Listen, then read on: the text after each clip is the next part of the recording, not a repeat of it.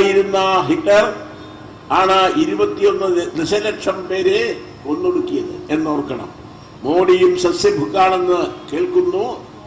ഇത് തെറ്റാണെങ്കിൽ തിരുത്തേണ്ടത് കുമ്മനവും മറ്റുമാണ്.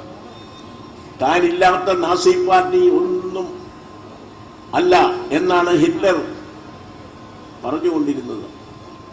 സമാനമായ രീതിയിൽ താനില്ലാത്ത ബിജെപിയും RSSും ഒന്നുമല്ല എന്നാണ് മോദിയും തെളിയിച്ചുകൊണ്ടിരിക്കുന്നത്.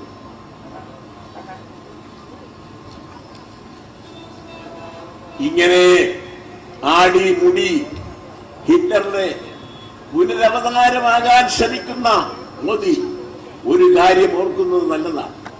ഹിറ്റ്ലർ എന്ന് വീമ്പിളക്കിയത് തന്റെ സാമ്രാജ്യത്വം 1000 വർഷം നിലനിൽക്കും എന്നാണ്. പക്ഷേ വെറും 12 വർഷമേ അതിന് ആയുസ്സുണ്ടായിരുന്നു. അതിനിടയിൽ തന്നെ സ്വന്തം കാമുകി ഈവ ബ്രൗണുമായി ഹിറ്റ്ലർക്ക് ആത്മഹത്യ ചെയ്യേണ്ടി വന്നു എന്നത് ചരിത്രമാണ്. അങ്ങനെ വേണ്ടി വന്നാൽ മോദിക്ക് ഒരു കൂട്ടുപിടിക്കാൻ ഒരു കാമുകി പോലും ഇല്ലല്ലോ എന്നതാണ് കഷ്ടം.